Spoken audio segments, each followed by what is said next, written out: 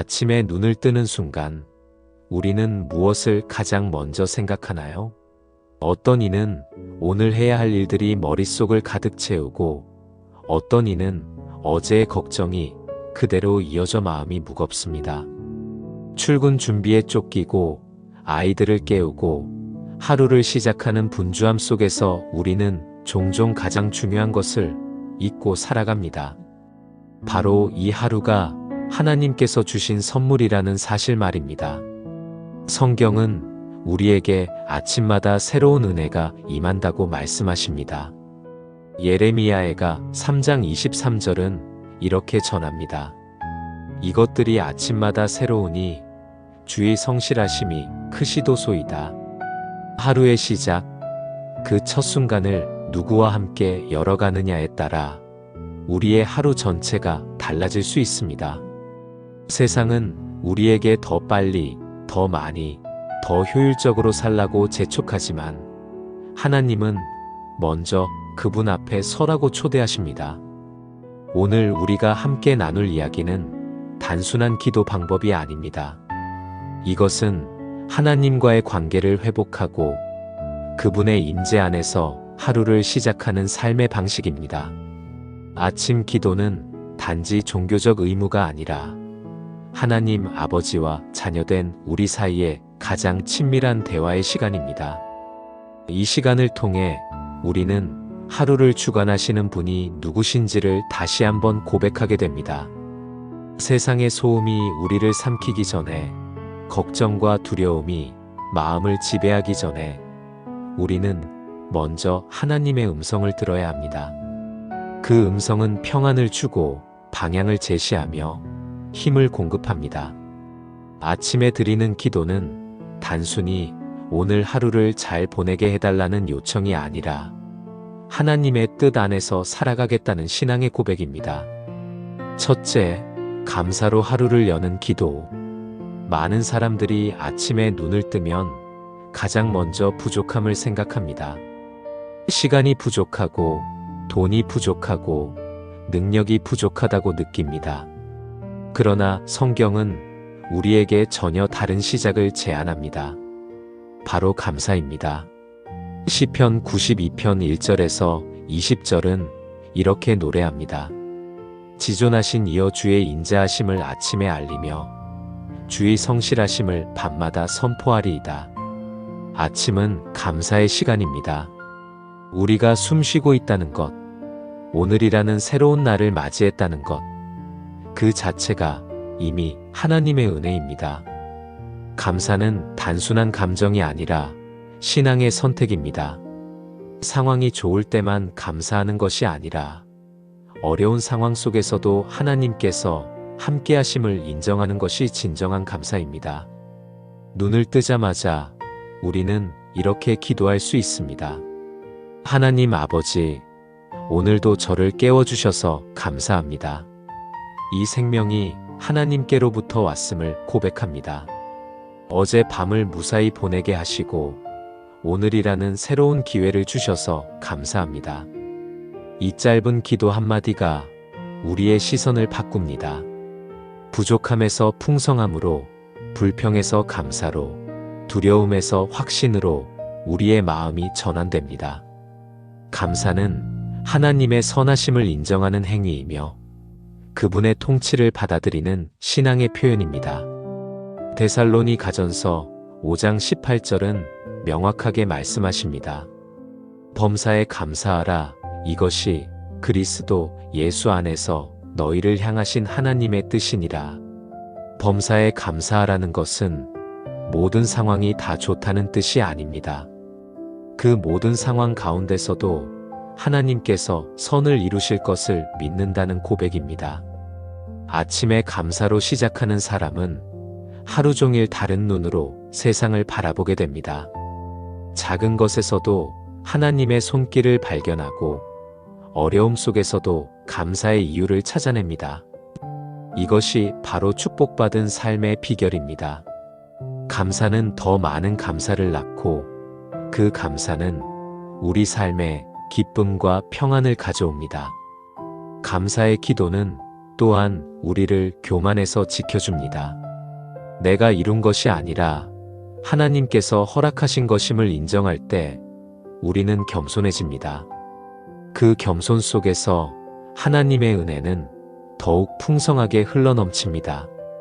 야고보서 4장 6절이 말씀하시듯 하나님은 교만한 자를 대적하시되 겸손한 자에게 은혜를 주십니다. 오늘 아침 눈을 뜬 그 순간부터 감사를 선택하십시오. 완벽하지 않은 상황 속에서도 아직 해결되지 않은 문제들이 있어도 먼저 감사할 수 있는 것들을 찾아 하나님께 고백하십시오. 그 감사가 당신의 하루를 완전히 새롭게 만들 것입니다. 다음은 하나님의 말씀으로 마음을 채우는 기도에 대해 이야기 나누겠습니다. 둘째, 말씀으로 마음을 채우는 기도. 아침에 우리가 무엇으로 마음을 채우느냐에 따라 하루 전체의 방향이 결정됩니다. 어떤 이는 뉴스를 보며 세상의 불안과 두려움으로 마음을 채우고 어떤 이는 소셜미디어를 보며 비교와 부러움으로 하루를 시작합니다. 그러나 하나님의 자녀에게는 더 좋은 선택이 있습니다. 바로 하나님의 말씀입니다. 시편 119편 147절은 이렇게 고백합니다. 내가 눈을 뜨고 주의 말씀을 사모하나이다. 말씀을 사모한다는 것은 단순히 성경을 읽는 것을 넘어서는 갈망입니다. 그것은 하나님의 음성을 듣고자 하는 간절함이고 그분의 뜻을 알고자 하는 열망입니다. 아침에 말씀을 읽고 묵상하는 시간은 하루를 위한 영적 양식을 취하는 시간입니다. 우리 몸이 아침 식사 없이 제대로 기능할 수 없듯이 우리 영혼도 말씀의 양식 없이는 건강하게 살아갈 수 없습니다. 예수님께서도 마태복음 4장 4절에서 분명히 말씀하셨습니다. 사람이 떡으로만 살 것이 아니요 하나님의 입으로부터 나오는 모든 말씀으로 살 것이라. 말씀은 단순한 정보가 아닙니다. 그것은 살아있고 운동력이 있어 우리 마음 깊은 곳까지 찔러 들어가는 하나님의 음성입니다. 히브리서 4장 12절이 전하듯 하나님의 말씀은 좌우에 날선 어떤 검보다도 예리하여 혼과 영과 및 관절과 골수를 찔러 쪼개기까지 하며 마음의 생각과 뜻을 판단하십니다. 아침에 말씀을 읽을 때 우리는 단지 글자를 읽는 것이 아니라 하나님과 대화하는 것입니다. 그분의 성품을 알아가고 그분의 뜻을 깨닫고 그분의 약속을 붙잡는 시간입니다. 이 시간을 통해 우리는 세상의 가치관이 아닌 하나님의 관점으로 하루를 바라보게 됩니다. 많은 사람들이 말합니다. 바빠서 말씀 읽을 시간이 없다고. 그러나 진실은 이것입니다. 우리는 중요하다고 생각하는 것을 위해서는 항상 시간을 만들어냅니다. 말씀을 읽지 않는다는 것은 시간이 없어서가 아니라 그것을 우선순위에 두지 않았기 때문입니다. 다윗은 시편 119편 105절에서 이렇게 고백합니다. 주의 말씀은 내 발의 등이요 내 길의 빛이니이다. 어두운 새벽 앞이 보이지 않는 하루를 시작할 때 말씀은 우리의 발걸음을 인도하는 등불이 됩니다. 그 빛 없이 우리는 쉽게 길을 잃고 세상의 방식으로 살아가게 됩니다. 아침 기도 가운데 우리는 이렇게 고백할 수 있습니다. 하나님, 오늘 주의 말씀으로 저를 채워주소서. 세상의 소리가 아닌 주의 음성을 듣게 하시고 주의 진리로 저를 인도하소서. 오늘 하루 주의 말씀이 제 발의 등이 되고 제 길의 빛이 되게 하소서. 말씀을 읽고 묵상하는 것만으로 끝나서는 안 됩니다. 그 말씀을 하루 종일 마음에 새기고 삶으로 살아내려고 노력해야 합니다. 여호수아 1장 8절은 이렇게 명령하십니다. 이 율법책을 내 입에서 떠나지 말게 하며 주야로 그것을 묵상하여 그 안에 기록된 대로 다 지켜 행하라. 그리하면 내 길이 평탄하게 될 것이며 내가 형통하리라. 말씀으로 채워진 마음은 근심과 걱정이 침투할 틈이 없습니다. 세상이 주는 거짓된 약속들이 우리를 유혹할 때 말씀은 진리의 기준이 되어 우리를 지켜줍니다. 시험이 다가올 때 말씀은 우리의 방패가 되고 칼이 됩니다. 오늘 아침 스마트폰을 먼저 잡기 전에 성경을 펼치십시오. 세상의 뉴스로 마음을 어지럽히기 전에 하나님의 말씀으로 평안을 얻으십시오. 단 5분이라도 좋습니다. 한 장이 아니라 한 절이라도 좋습니다. 중요한 것은 매일 말씀 앞에 서는 것입니다. 다음은 보호하심을 구하는 기도에 대해 이야기 나누겠습니다. 셋째, 보호하심을 구하는 기도. 우리는 하루를 시작하면서 수많은 위험과 마주하게 됩니다. 눈에 보이는 물리적인 위험도 있지만 더 중요한 것은 보이지 않는 영적인 전쟁입니다. 에베소서 6장 12절은 우리에게 분명히 말씀하십니다. 우리의 씨름은 혈과 육을 상대하는 것이 아니요 통치자들과 권세들과 이 어둠의 세상 주관자들과 하늘에 있는 악의 영들을 상대함이라. 아침 기도 가운데 우리는 하나님의 보호하심을 간구해야 합니다. 이것은 두려움에서 나온 기도가 아니라 우리의 연약함을 인정하고 하나님의 능력을 의지하는 믿음의 기도입니다. 스스로의 힘으로는 이 세상을 살아갈 수 없음을 고백하는 겸손의 기도입니다. 시편 91편은 하나님의 보호하심에 대한 가장 아름다운 시편입니다. 1절에서 2절은 이렇게 선포합니다. 지존자의 은밀한 곳에 거주하며 전능자의 그늘 아래에 사는 자여, 나는 여호와를 향하여 말하기를 그는 나의 피난처여 나의 요새요 내가 의뢰하는 하나님이라 하리니. 이 시편은 계속해서 하나님께서 우리를 새 사냥꾼의 올무에서 심한 전염병에서 건지실 것이라고 약속하십니다. 그분의 깃으로 너를 덮으시리니 내가 그의 날개 아래에 피하리로다. 그의 진실함은 방패와 손방패가 되시나니 라고 4절은 전합니다. 아침에 이러한 하나님의 약속을 붙잡고 기도하는 것은 우리에게 큰 힘이 됩니다. 우리는 이렇게 기도할 수 있습니다. 하나님 아버지, 오늘 하루 저를 지켜주시고 보호해 주소서. 보이는 위험과 보이지 않는 위험으로부터 저를 지켜주시고 악한 자의 계략에서 저를 건져주소서. 주의 날개 그늘 아래 저를 숨겨주소서. 하나님의 보호하심은 단지 물리적인 안전만을 의미하지 않습니다. 그것은 우리의 마음과 생각, 영혼까지도 지켜주시는 전인적인 보호입니다. 빌립보서 4장 7절은 이렇게 약속하십니다. 그리하면 모든 지각에 뛰어난 하나님의 평강이 그리스도 예수 안에서 너희 마음과 생각을 지키시리라. 세상은 우리의 마음을 빼앗으려고 끊임없이 시도합니다. 염려와 근심, 탐욕과 욕망, 분노와 미움. 이 모든 것들이 우리 마음의 문을 두드립니다. 그러나 하나님의 보호하심 안에 거하는 자는 이러한 것들로부터 안전합니다. 잠언 4장 23절이 말씀하시듯 무릇 지킬 만한 것 중에 더욱 내 마음을 지키라. 생명의 근원이 이에서 남이니라. 아침 기도 가운데 우리는 특별히 우리의 가족을 위해서도 보호를 구해야 합니다.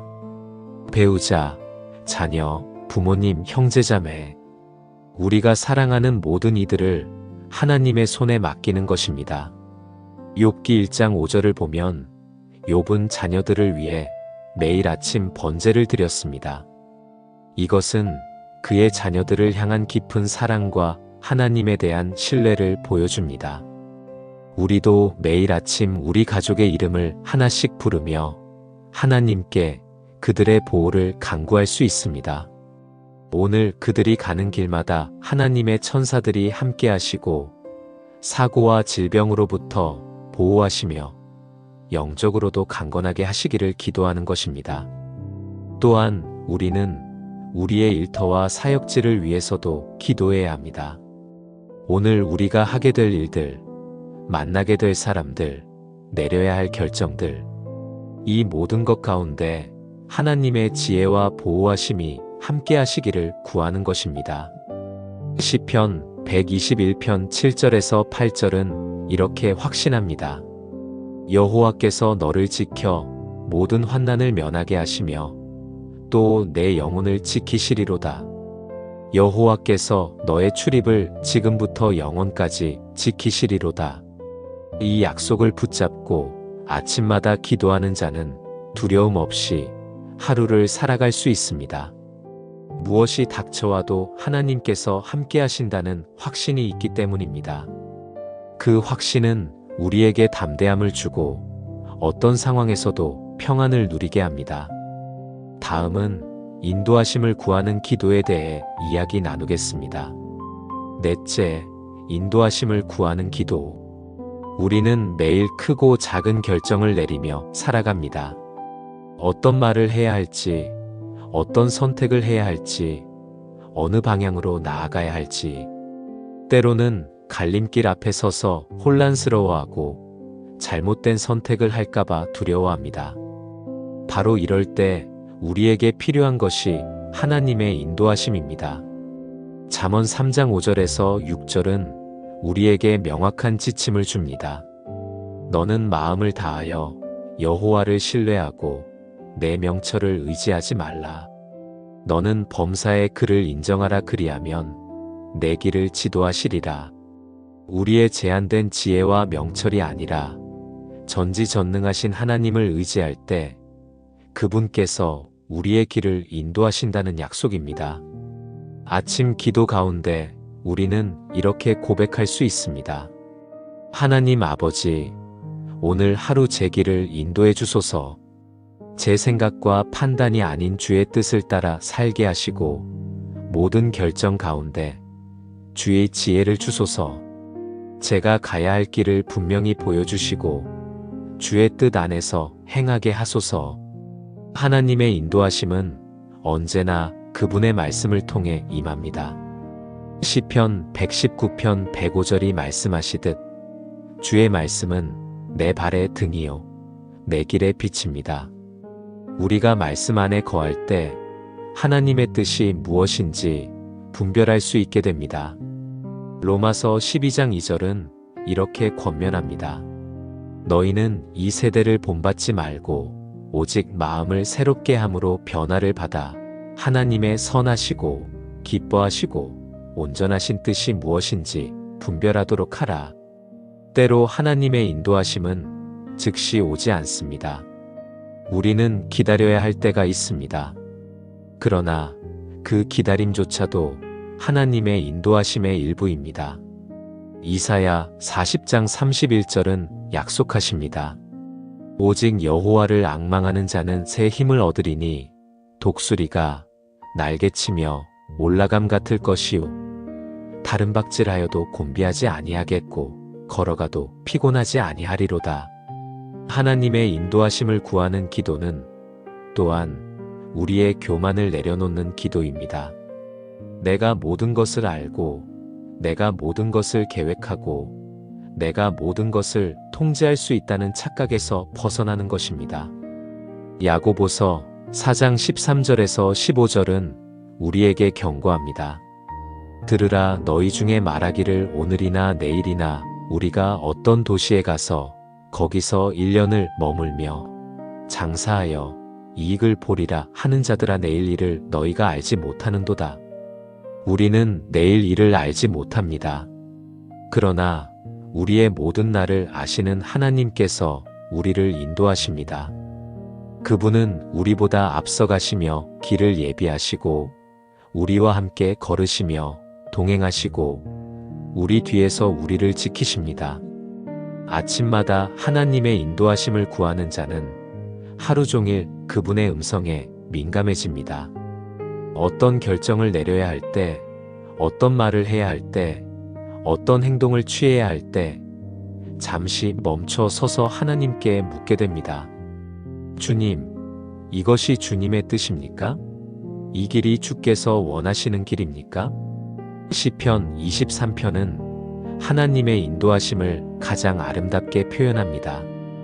2절에서 3절은 이렇게 노래합니다. 그가 나를 푸른 풀밭에 누이시며 쉴만한 물가로 인도하시는도다.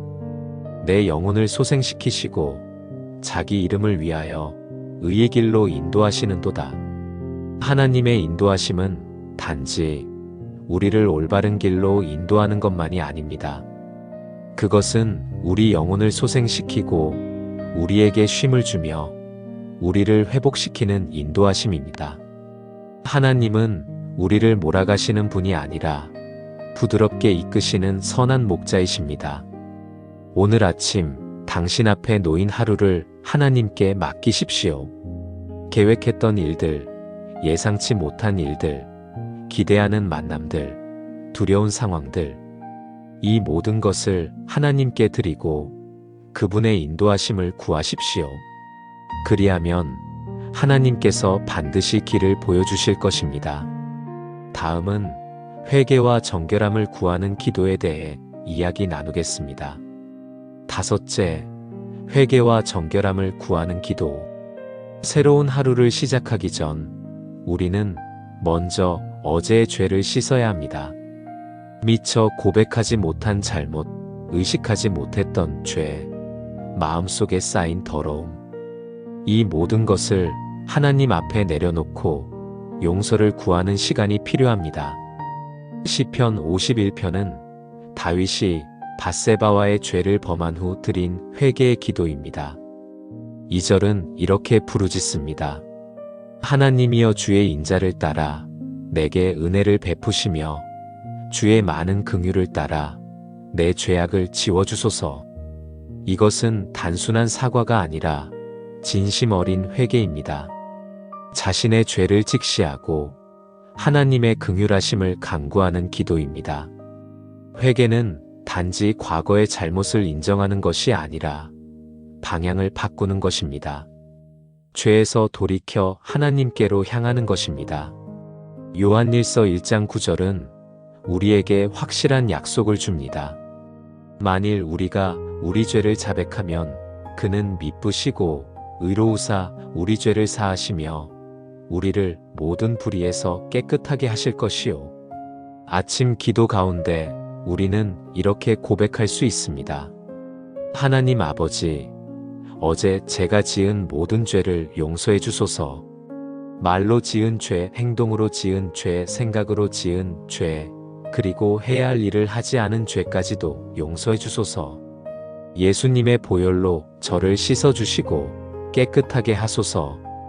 우리의 죄는 단지 도덕적인 잘못만을 의미하지 않습니다. 그것은 하나님과의 관계가 끊어진 상태를 말합니다. 이사야 59장 2절이 말씀하시듯 오직 너희 죄악이 너희와 너희 하나님 사이를 갈라놓았고 너희 죄가 그의 얼굴을 가리어서 너희에게서 듣지 않으시게 함이니라. 죄는 하나님과 우리 사이에 벽을 쌓습니다. 그러나 감사하게도 예수 그리스도의 십자가는 그 벽을 허무셨습니다. 에베소서 2장 13절에서 14절은 선포합니다. 이제는 전에 멀리 있던 너희가 그리스도 예수 안에서 그리스도의 피로 가까워졌느니라. 그는 우리의 화평이신지라 둘로 하나를 만드사 원수된 것 곧 중간에 막힌 담을 자기 육체로 허시고.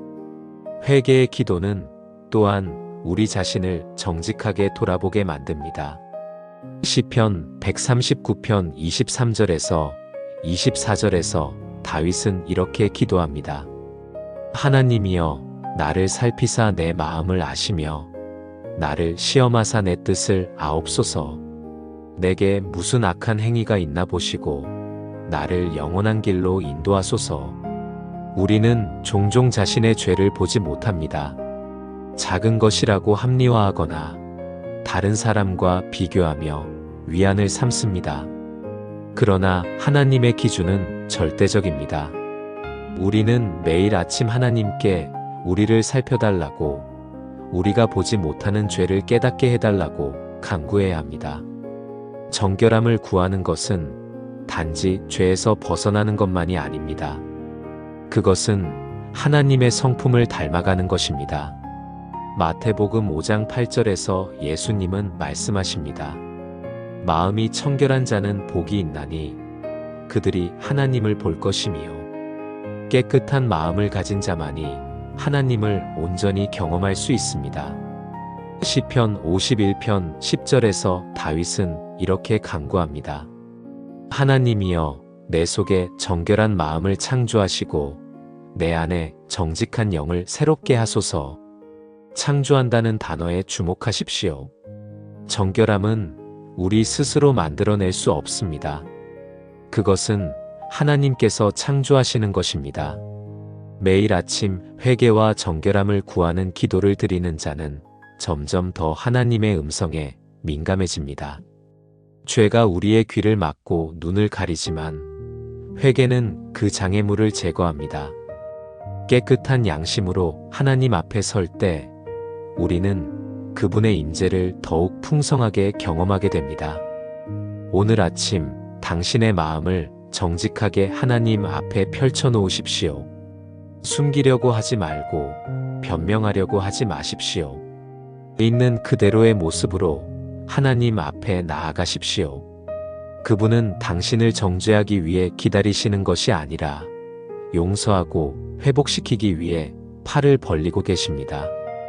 다음은 성령의 충만함을 구하는 기도에 대해 이야기 나누겠습니다. 여섯째, 성령의 충만함을 구하는 기도. 우리는 스스로의 힘으로는 하나님이 기뻐하시는 삶을 살 수 없습니다. 아무리 노력해도, 아무리 결심해도 우리 자신의 능력으로는 한계가 있습니다. 바로 이것이 우리에게 성령님이 필요한 이유입니다. 성령님은 우리 안에 거하시며 우리를 변화시키고 능력을 주시고 하나님의 뜻을 행할 수 있게 하십니다. 에베소서 5장 18절은 명령하십니다. 술 취하지 말라 이는 방탕한 것이니 오직 성령으로 충만함을 받으라. 성령으로 충만하다는 것은 이례적인 경험이 아니라 지속적인 상태입니다. 매일 아침 우리는 새롭게 성령의 충만함을 구해야 합니다. 예수님께서도 제자들에게 성령을 약속하셨습니다. 요한복음 14장 16절에서 17절은 이렇게 전합니다. 내가 아버지께 구하겠으니 그가 또 다른 보혜사를 너희에게 주사 영원토록 너희와 함께 있게 하리니 그는 진리의 영이라 세상은 능히 그를 받지 못하나니 이는 그를 보지도 못하고 알지도 못함이라. 그러나 너희는 그를 아나니 그는 너희와 함께 거하시며 또 너희 속에 계시겠음이라. 성령님은 우리의 보혜사이십니다. 위로자이시고 상담자이시고 조력자이십니다. 그분 없이는 우리는 이 세상을 살아갈 수 없습니다. 아침 기도 가운데 우리는 이렇게 간구할 수 있습니다. 하나님 아버지, 오늘 성령님으로 저를 채워주소서. 성령님의 능력으로 오늘 하루를 살게 하시고 성령님의 인도하심을 따라 행하게 하소서. 성령의 충만함은 우리의 성품을 변화시킵니다. 갈라디아서 5장 22절에서 23절은 성령의 열매를 나열합니다. 오직 성령의 열매는 사랑과 희락과 화평과 오래 참음과 자비와 양선과 충성과 온유와 절제니 이 같은 것을 금지할 법이 없느니라. 우리가 아무리 노력해도 자기 힘으로는 이러한 열매를 맺을 수 없습니다. 그것은 성령님께서 우리 안에서 일하실 때 자연스럽게 나타나는 결과입니다.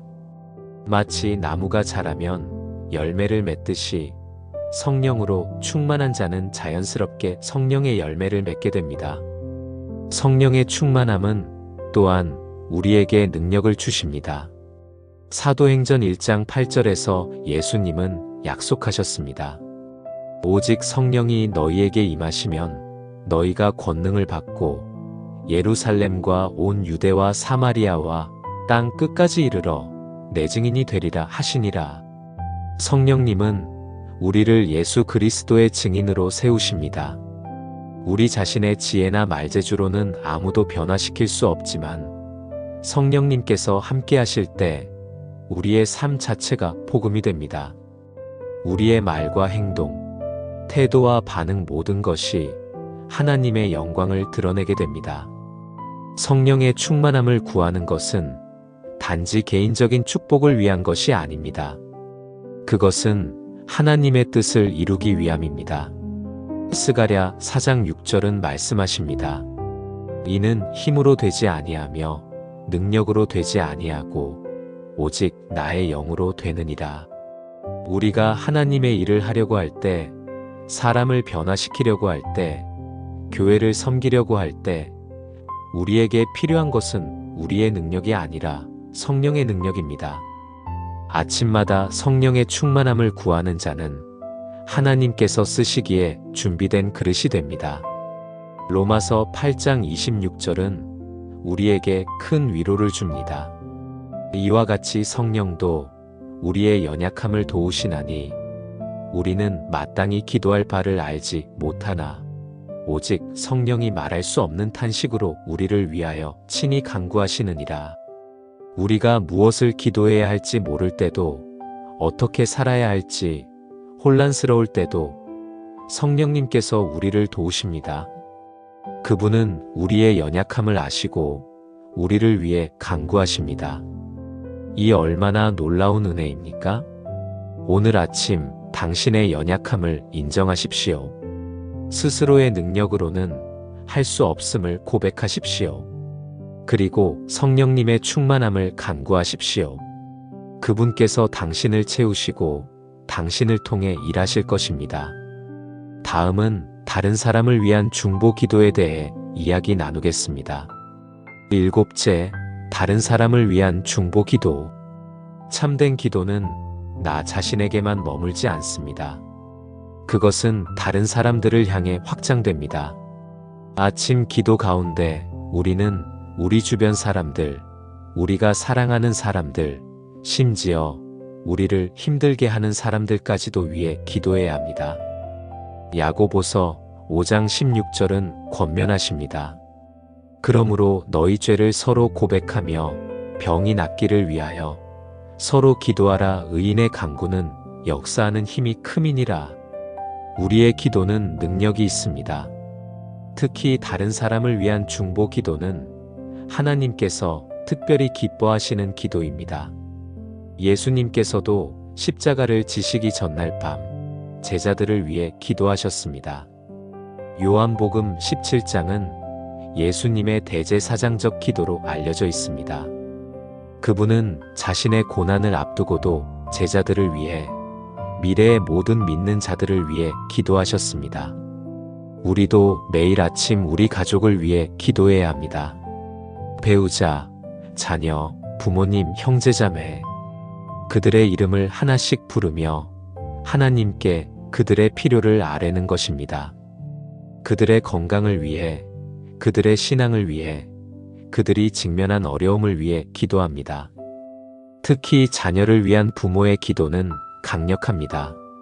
잠언 22장 6절은 말씀하십니다.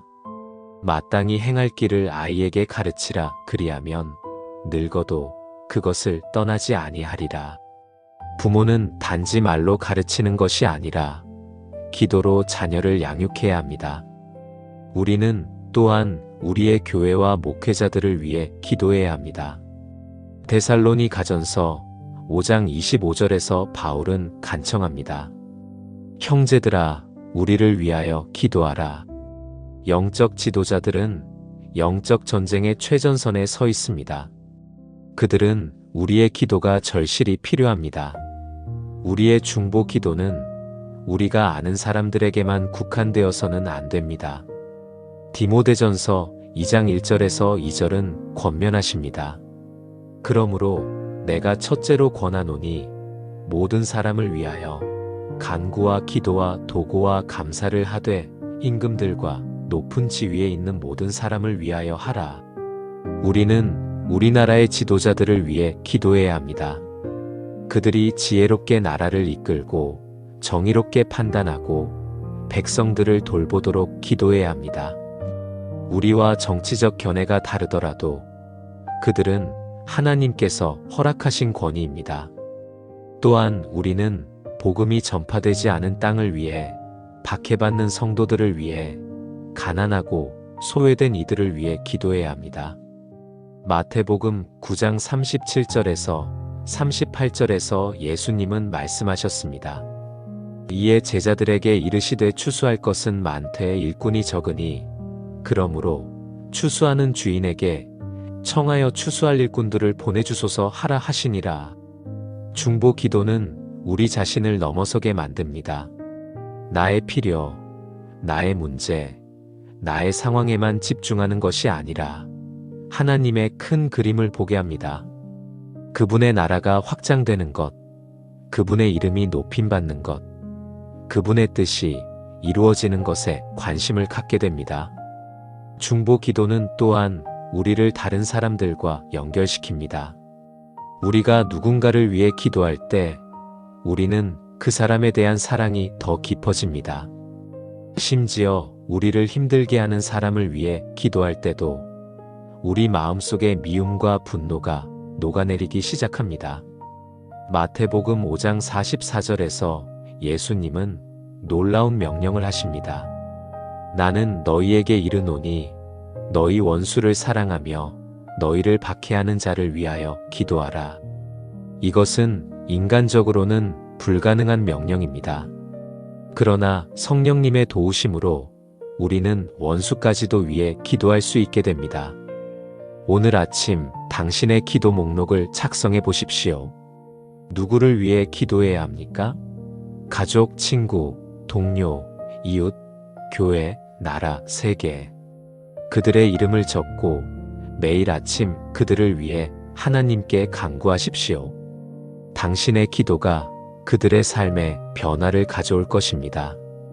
다음은 하루를 하나님께 드리는 헌신의 기도에 대해 이야기 나누겠습니다. 8째, 헌신의 기도. 아침 기도의 마지막 단계는 우리 자신과 우리의 하루를 완전히 하나님께 드리는 것입니다. 이것은 단순히 하나님께 도움을 요청하는 것을 넘어서 우리의 삶 전체를 그분께 맡기는 헌신의 행위입니다. 로마서 12장 1절은 우리에게 권면하십니다. 그러므로 형제들아, 내가 하나님의 모든 자비하심으로 너희를 권하노니 너희 몸을 하나님이 기뻐하시는 거룩한 산 제물로 드리라. 이는 너희가 드릴 영적 예배니라. 우리의 몸을 산 제물로 드린다는 것은 무엇을 의미합니까? 그것은 우리의 시간, 재능, 에너지, 자원 모든 것을 하나님의 뜻을 위해 사용하겠다는 결단입니다. 더 이상 내 뜻대로가 아니라 주의 뜻대로 살겠다는 고백입니다. 아침 기도 가운데 우리는 이렇게 고백할 수 있습니다. 하나님 아버지, 오늘 하루를 주께 드립니다. 제 시간, 제 생각, 제 말, 제 행동 모든 것을 주께 드립니다. 오늘 하루 주의 영광을 위해 살게 하시고 주께서 기뻐하시는 일을 행하게 하소서. 예수님께서도 겟세마네 동산에서 이렇게 기도하셨습니다. 마태복음 26장 39절은 전합니다. 조금 나아가사 얼굴을 땅에 대시고 엎드려 기도하여 이르시되 내 아버지여 만일 할만하시거든 이 잔을 내게서 지나가게 하옵소서. 그러나 나의 원대로 마시옵고 아버지의 원대로 하옵소서. 나의 원대로가 아니라 아버지의 원대로. 이것이 진정한 헌신의 기도입니다. 우리가 원하는 것을 이루기 위해 하나님을 이용하는 것이 아니라 하나님께서 원하시는 것을 이루기 위해 우리 자신을 드리는 것입니다. 이러한 헌신은 때로 희생을 요구합니다. 내가 원하는 것을 포기해야 할 수도 있고 편안한 길을 버리고 어려운 길을 가야 할 수도 있습니다. 그러나 하나님께 드린 삶은 결코 헛되지 않습니다. 고린도전서 15장 58절은 격려하십니다. 그러므로 내 사랑하는 형제들아 견고하며 흔들리지 말고 항상 주의 일에 더욱 힘쓰는 자들이 되라. 이는 너희 수고가 주 안에서 헛되지 않은 줄 알미라. 하나님께 드린 우리의 시간, 우리의 노력, 우리의 헌신은 결코 헛되지 않습니다. 비록 당장은 보이지 않을지라도 하나님께서는 우리의 헌신을 통해 당신의 나라를 확장하십니다. 헌신의 기도는 또한 우리에게 자유를 줍니다. 모든 것을 통제하려는 부담에서 자유로워지고 결과에 대한 염려에서 벗어나게 됩니다. 우리는 단지 순종하면 되고 하나님께서 나머지를 책임지십니다. 잠언 16장 3절은 약속하십니다. 너의 행사를 여호와께 맡기라 그리하면 내가 경영하는 것이 이루어지리라. 우리가 우리의 계획과 일들을 하나님께 맡길 때 그분께서 그것들을 이루어 가십니다. 매일 아침 우리 자신을 하나님께 드리는 것은 단 한 번의 결단이 아니라 매일의 선택입니다. 어제 드렸다고 해서 오늘도 자동으로 드려지는 것이 아닙니다. 매일 아침 새롭게 우리는 주님, 오늘도 제 삶을 주께 드립니다라고 고백해야 합니다. 갈라디아서 2장 20절에서 바울은 고백합니다. 내가 그리스도와 함께 십자가에 못 박혔나니 그런즉 이제는 내가 사는 것이 아니요 오직 내 안에 그리스도께서 사시는 것이라. 이제 내가 육체 가운데 사는 것은 나를 사랑하사 나를 위하여 자기 자신을 버리신 하나님의 아들을 믿는 믿음 안에서 사는 것이라. 이것이 헌신된 삶의 모습입니다. 더 이상 내가 사는 것이 아니라 그리스도께서 내 안에 사시는 것입니다. 우리의 생각, 우리의 말, 우리의 행동 모든 것이 그리스도의 통제 아래 있는 것입니다. 오늘 아침 당신의 삶을 하나님께 드리십시오. 오늘 하루의 계획을, 만날 사람들을, 해야 할 일들을 모두 하나님께 맡기십시오. 그리고 그분의 뜻이 이루어지기를 기도하십시오. 당신이 주의 뜻 안에서 살 때 당신의 삶은 가장 큰 의미와 목적을 발견하게 될 것입니다. 다음은 이 모든 아침 기도의 원리들을 어떻게 실천할 수 있는지, 그리고 이것이 우리 삶에 어떤 변화를 가져오는지에 대해 이야기 나누겠습니다. 아침 기도의 실천과 그 열매. 지금까지 우리는 아침 기도의 8가지 요소를 살펴보았습니다. 감사, 말씀, 보호, 인도, 회개, 성령 충만, 중보 기도, 그리고 헌신. 이 모든 것들이 아침 기도의 틀을 이룹니다. 그러나 이제 중요한 질문이 남아 있습니다. 어떻게 이것을 실천할 수 있을까요? 많은 사람들이 아침 기도의 중요성은 알지만 실천하지 못합니다. 시간이 없다고, 너무 피곤하다고, 무엇을 기도해야 할지 모르겠다고 말합니다. 그러나 진실은 이것입니다. 우리는 중요하다고 생각하는 것을 위해서는 항상 시간을 만들어냅니다. 다니엘의 예를 보십시오. 다니엘서 6장 10절은 이렇게 전합니다. 다니엘이 이 조서에 왕의 도장이 찍힌 것을 알고도 자기 집에 돌아가서는 윗방에 올라가 예루살렘으로 향한 창문을 열고 전에 하던 대로 하루 3번씩 무릎을 꿇고 기도하며 그의 하나님께 감사하였더라. 다니엘은 기도했다가 사자 굴에 던져질 수 있다는 것을 알면서도 기도를 멈추지 않았습니다. 그에게 기도는 선택이 아니라 생명줄이었습니다. 하나님과의 교제 없이는 살 수 없었기 때문입니다. 우리도 아침 기도를 그렇게 여겨야 합니다. 그것은 귀찮은 의무가 아니라 생명의 양식입니다.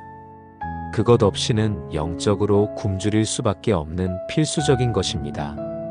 실천을 위한 몇 가지 제안을 드립니다. 첫째, 일찍 일어나십시오.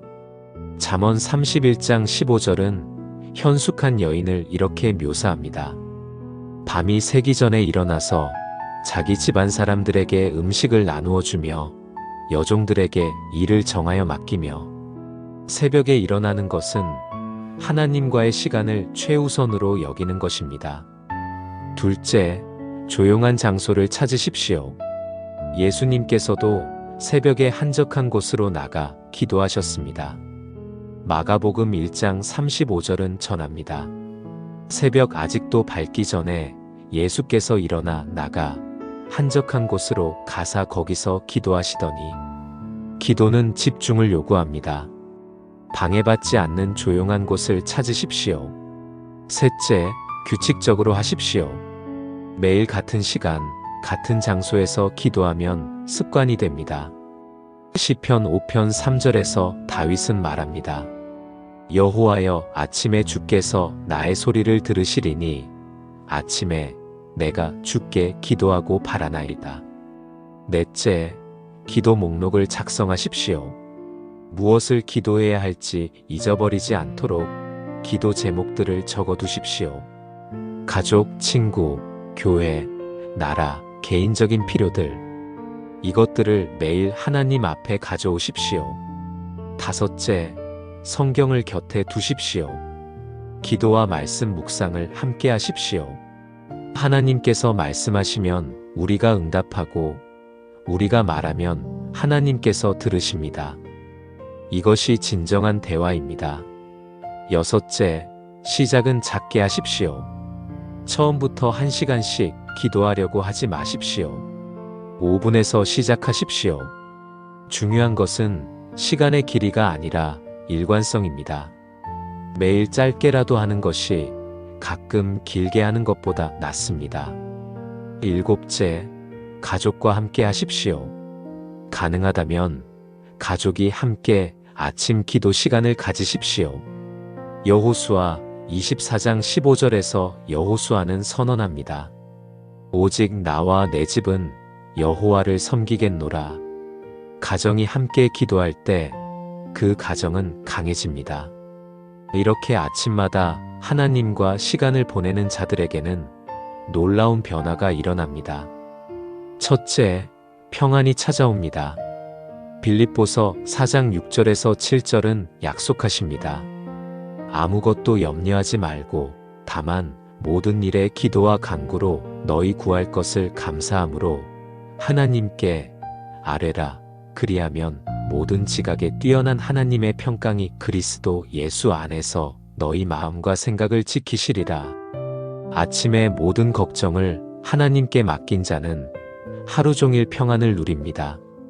세상이 주는 두려움과 불안이 마음을 지배하지 못합니다.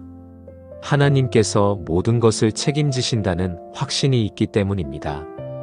둘째, 분별력이 생깁니다. 야고보서 1장 5절은 말씀하십니다. 너희 중에 누구든지 지혜가 부족하거든 모든 사람에게 후히 주시고 꾸짖지 아니하시는 하나님께 구하라. 그리하면 주시리라.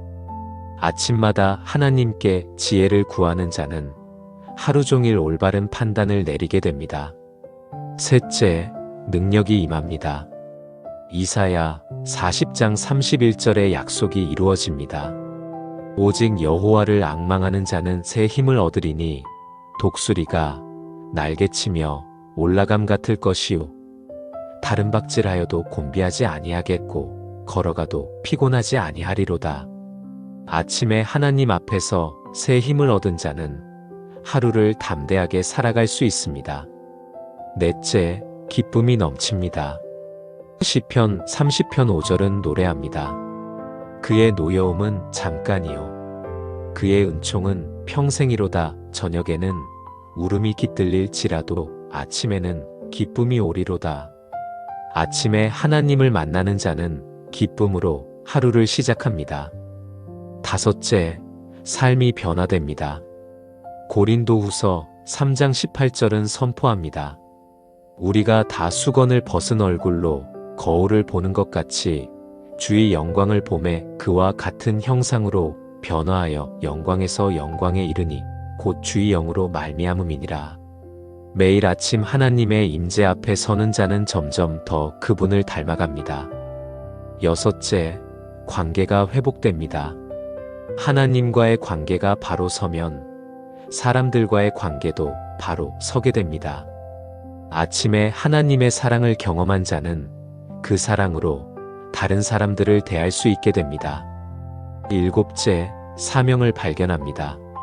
하나님과 깊이 교제하는 가운데 우리는 우리의 삶의 목적을 발견하게 됩니다. 단지 살아가는 것이 아니라 하나님의 뜻을 이루는 삶을 살게 됩니다. 여덟째, 영적 전쟁에서 승리합니다. 에베소서 6장 18절은 권면하십니다. 모든 기도와 간구를 하되 항상 성령 안에서 기도하고 이를 위하여 깨어 구하기를 항상 힘쓰며 여러 성도를 위하여 구하라. 아침마다 영적 무장을 하는 자는 사탄의 공격을 물리칠 수 있습니다. 아홉째, 축복의 통로가 됩니다. 우리가 받은 은혜가 다른 사람들에게로 흘러갑니다. 베드로전서 4장 10절은 말씀하십니다. 각각 은사를 받은 대로 하나님의 여러 가지 은혜를 맡은 선한 청지기 같이 서로 봉사하라. 열째, 영원한 상급을 쌓습니다. 마태복음 6장 6절에서 예수님은 약속하셨습니다. 너는 기도할 때에 내 골방에 들어가 문을 닫고 은밀한 중에 계신 내 아버지께 기도하라. 은밀한 중에 보시는 내 아버지께서 갚으시리라. 아침에 은밀히 드린 기도는 하나님께서 기억하시고 갚으십니다. 이 모든 변화는 하룻밤 사이에 일어나지 않습니다. 그것은 매일매일 하나님 앞에 나아가는 가운데 서서히 일어나는 변화입니다. 마치 나무가 자라듯이 꽃이 피어나듯이 우리의 영혼도 날마다 기도 가운데 성장합니다. 오늘 당신 앞에는 선택이 있습니다. 세상의 방식대로 하루를 시작할 것인가? 아니면 하나님과 함께 하루를 시작할 것인가?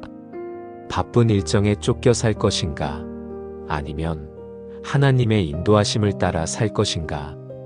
내일 아침 눈을 뜰 때 스마트폰에 손을 뻗기 전에 먼저 하나님께 손을 뻗으십시오.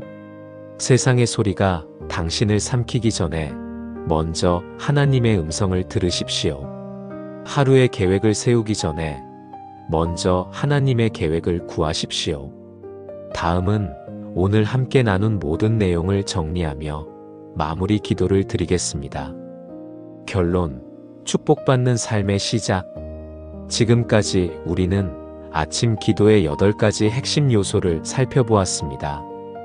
감사로 시작하여 말씀으로 마음을 채우고 보호를 구하며 인도하심을 간구하고 회개하며 성령의 충만함을 구하고 다른 사람들을 위해 중보하며 우리 자신을 하나님께 드리는 헌신의 기도까지, 이 모든 것은 단순한 종교적 의식이 아닙니다. 그것은 살아계신 하나님과의 인격적인 만남입니다.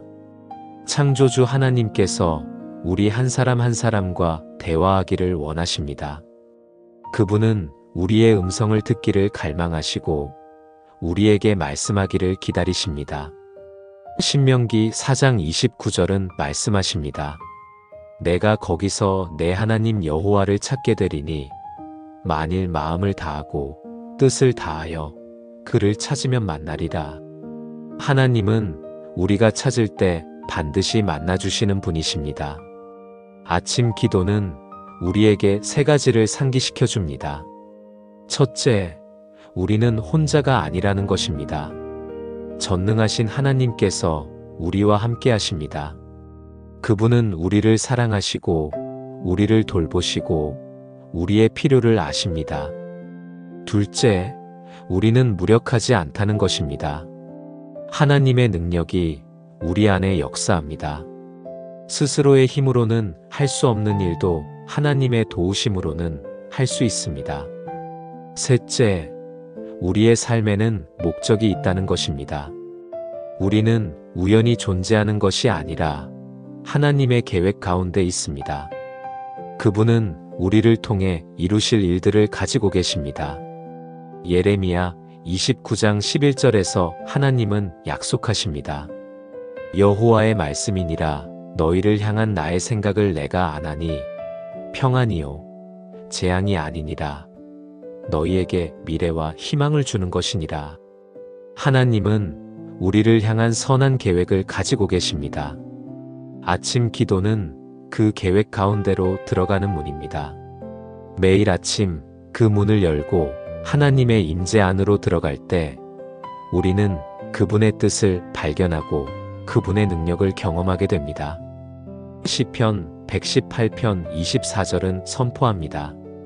이날은 여호와께서 정하신 것이라. 이날에 우리가 즐거워하고 기뻐하리로다. 오늘이라는 날은 하나님께서 우리에게 주신 선물입니다. 이 선물을 어떻게 사용할 것인가는 우리의 선택입니다. 많은 사람들이 아침에 눈을 뜨면 불평합니다. 또 월요일이구나. 할 일이 너무 많아. 피곤해 죽겠어. 그러나 하나님의 자녀는 다르게 반응할 수 있습니다. 하나님 감사합니다. 오늘도 저에게 생명을 주셔서 감사합니다.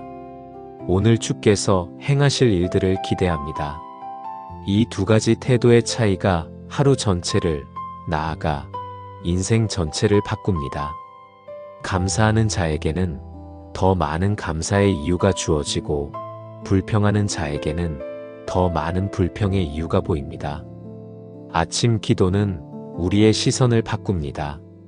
문제에서 하나님께로, 두려움에서 믿음으로, 절망에서 희망으로. 골로새서 3장 2절에서 2절은 권면하십니다.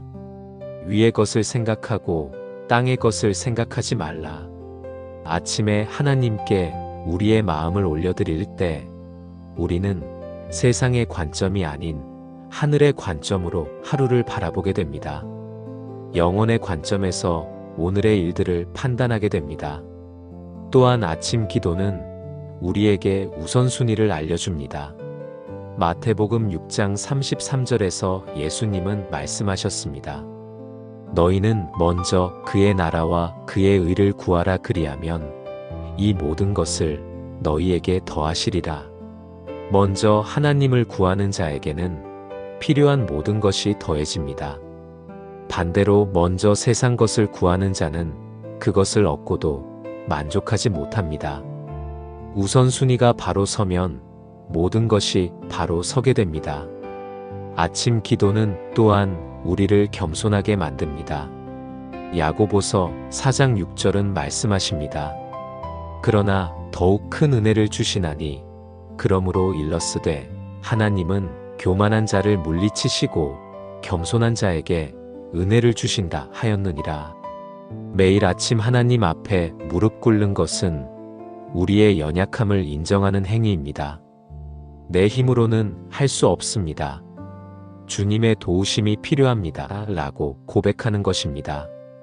이 겸손이 하나님의 은혜를 받는 통로가 됩니다. 마지막으로 아침 기도는 우리에게 소망을 줍니다. 로마서 5장 5절은 선포합니다. 소망이 우리를 부끄럽게 하지 아니함은 우리에게 주신 성령으로 말미암아 하나님의 사랑이 우리 마음에 부음바 됨이니. 아침마다 하나님을 만나는 자에게는 소망이 있습니다. 오늘이 어렵더라도 하나님께서 함께 하신다는 소망, 내일은 더 나아질 것이라는 소망, 결국 하나님께서 모든 것을 선으로 이루실 것이라는 소망. 이제 이 모든 말씀을 마음에 새기며 함께 기도드립니다. 마무리 기도. 하나님 아버지, 오늘 이 말씀을 통해 아침 기도의 중요성을 깨닫게 하시니 감사합니다. 우리가 얼마나 많은 아침을 하나님 없이 시작했는지, 얼마나 많은 날들을 우리 힘으로 살려고 했는지를 고백합니다. 주님, 용서해 주소서.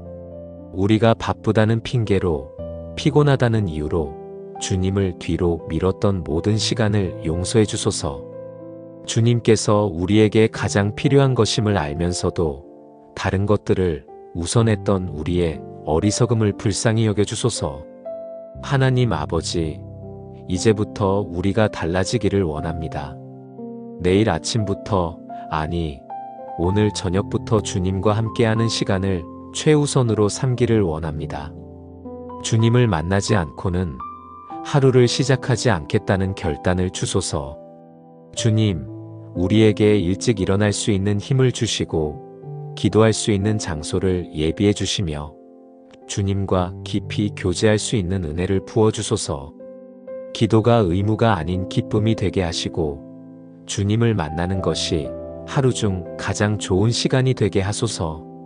주님, 감사하는 마음으로 매일 아침을 시작하게 하소서. 작은 것에도 감사하고 어려운 중에도 감사할 수 있는 믿음을 주소서. 주의 말씀으로 우리 마음을 채우시고 주의 보호하심 안에서 평안히 하루를 살게 하소서. 주님의 인도하심을 구하는 자들이 되게 하시고 매일 회개하며 깨끗함을 유지하는 자들이 되게 하소서. 성령의 충만함으로 살아가며 다른 사람들을 위해 기도하는 중보자들이 되게 하소서. 무엇보다 우리 자신을 온전히 주께 드리는 헌신된 삶을 살게 하소서. 주의 뜻이 우리 삶 가운데 이루어지고 주의 나라가 우리를 통해 확장되게 하소서. 주님, 이 기도를 듣고 있는 모든 분들을 축복해 주소서. 그들의 가정에 평안을 주시고 그들의 일터에 은혜를 부어주시며 그들이 가는 모든 길에 주께서 함께 하소서. 오늘부터 그들의 삶에 놀라운 변화가 일어나게 하소서. 아침마다 주를 만나는 기쁨을 알게 하시고 주와 동행하는 삶의 축복을 경험하게 하소서. 이 모든 기도를 우리 주 예수 그리스도의 이름으로 기도드립니다. 아멘. 사랑하는 여러분, 지금까지 눈 뜨자마자 드려야 할 아침 기도에 대해 함께 나누었습니다. 이것은 단지 정보가 아니라 삶을 변화시키는 능력입니다. 아침 기도는 우리 삶에 축복의 문을 여는 열쇠입니다. 내일 아침 눈을 뜨는 순간부터 실천해 보시기 바랍니다. 처음에는 어색하고 익숙하지 않을 수 있습니다. 그러나 계속하십시오. 매일매일 하나님 앞에 나아가십시오. 그리하면 당신의 삶이 변화되는 것을 경험하게 될 것입니다. 하나님께서 아침마다 여러분을 기다리고 계십니다. 그분은 여러분의 음성을 듣기를 갈망하십니다. 여러분과 대화하기를 원하십니다. 여러분을 축복하기를 기다리십니다. 이 영상이 여러분에게 도움이 되었다면 좋아요 버튼을 눌러주시고 아래 댓글에 아멘이라고 남겨주세요. 그리고 이 축복의 메시지를 더 많은 사람들과 나누기 위해 구독과 알림 설정도 부탁드립니다. 하나님의 은혜와 평강이 여러분과 함께하기를 기도합니다. 내일 아침 하나님과 함께 새로운 하루를 시작하시기 바랍니다. 축복받는 삶은 아침 기도에서 시작됩니다.